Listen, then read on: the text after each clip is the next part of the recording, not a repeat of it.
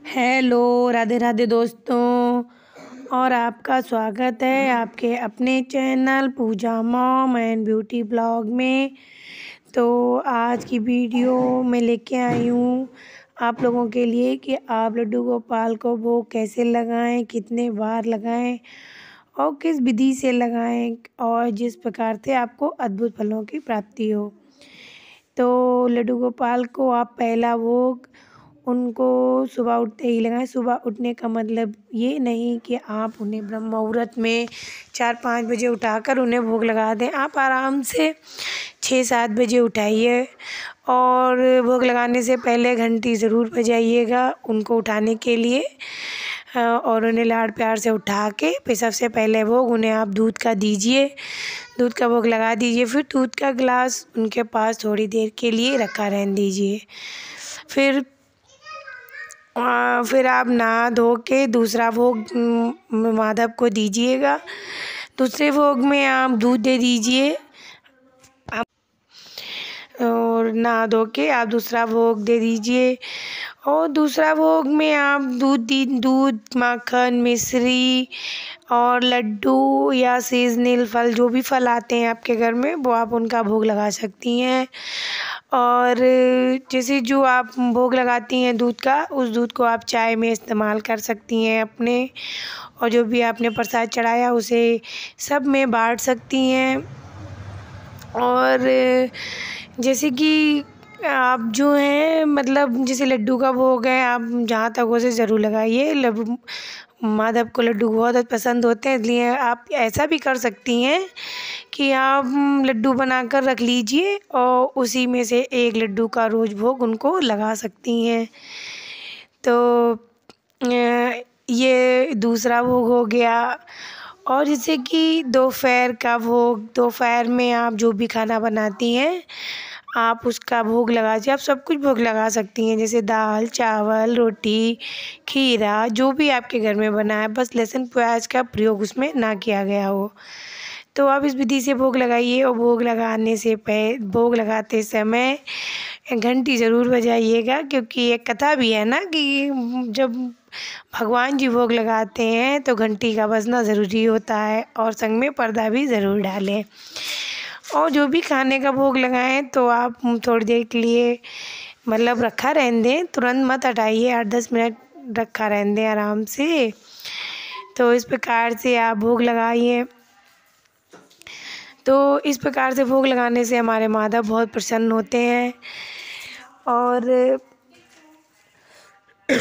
जैसे अगर आपके घर में लहसुन प्याज प्रयोग हो रहा है तो आप उनके लिए कुछ नहीं तो दही का पराठा बना दीजिए। वो मतलब दही का पराठा बना दीजिए या मीठा पराठा बना दीजिए और केवल उसका भोग आप माधव को लगा सकती हैं, लड्डू गोपाल को लगा सकती हैं।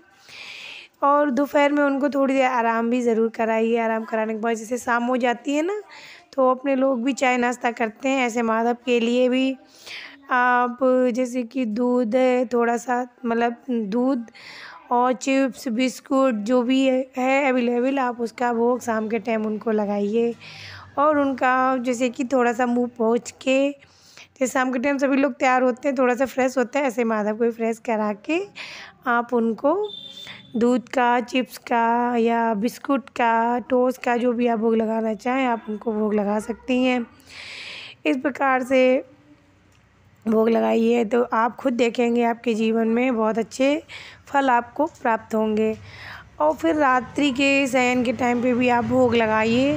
जैसे रात्रि में भी आप जो भी बनाती हैं आप उसका भोग लगा सकती हैं। जैसे मैंने बताया कि ना कि मतलब लहसुन प्याज का प्रयोग ना हुआ हो। और कुछ नहीं है तो आप उनके लिए एक मीठा पराठा बना दीजिए या फिर दूध का भोग लगा दीजिए। इतना तो कर ही सकते हैं। तो इस प्रकार आप रात्रि में भी भोग उनका लगा सकती हैं। और थोड़े से ड्राई फ्रूट का भी भोग लगा दीजिए या इस तरीके से। तो इस प्रकार से भोग लगाने से और माधव बहुत प्रसन्न होते हैं कि तो इस प्रकार से आप 4-5 टाइम उनको भोग ज़रूर दीजिए, क्योंकि इस प्रकार से भोग लगाने से उनको बहुत प्रसन्नता होती है। तो आप उनको अच्छे से तैयार करिए, उनका भोग लगाइए, उनसे बातें भी करिए और जब भी आप कहीं घूमने जाएँ तो उनके लिए खिलौने भी लाएँ, क्योंकि वो एक बच्चे का स्वरूप है। इसलिए तो जैसे बच्चों को 4-5 टाइम भूख लगती है तो एक ये सिर्फ़ एक भाव है, वैसे तो आपकी इच्छा है।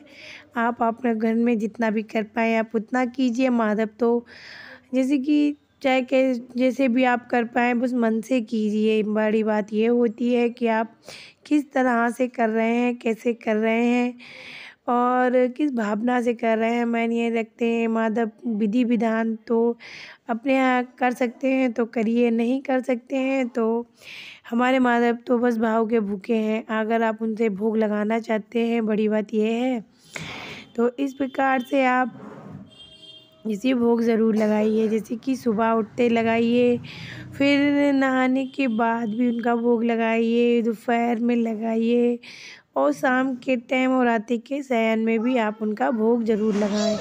इससे क्या है हमारे माता प्रसन्न होते हैं और आपको बहुत सारा आशीष देते हैं। तो इस प्रकार से आप माधव का 4-5 बार भोग ज़रूर लगाएँ। और जैसे कि अगर आपको तुलसी नहीं मिलती है तो आप उसी तुलसी के पत्ते को 11 दिन मतलब फ्रिज में स्टोर कर लीजिए या फिर मतलब धो के मतलब वही तुलसी आप माधव को मतलब चढ़ा सकती हैं, भोग में दे सकती हैं। तो इस प्रकार से भी आप माधव को वो मतलब भोग लगा सकती हैं। और कोई वो नहीं है, मतलब सब अपनी मन की इच्छा है, अपनी भावना है। तो इस प्रकार से अगर तो इस ये तो मेरी मतलब जानकारी दी हुई है। अगर आपको जो अच्छा लगे, आपकी जैसी भावना हो, वो तो भाव के भूखे हैं बस। तो कैसी लगी आपको हमारी दी हुई जानकारी और हमारी वीडियो अगर अच्छी लगी हो तो प्लीज़ वीडियो को लाइक कीजिए, न्यू है तो सब्सक्राइब कीजिए, ज़्यादा से ज़्यादा शेयर कीजिए और कमेंट करना ना भूलें। और अगर आप हमारे चैनल पे नए हैं तो प्लीज़ चैनल को सब्सक्राइब ज़रूर कीजिएगा और बेल आइकन को प्रेस ज़रूर कीजिएगा ताकि आपको आगे की आने वाली वीडियो सबसे पहले मिल जाएं। तब और अब मिलते हैं अगली वीडियो में। तब तक के लिए राधे राधे, बाय बाय, नमस्ते।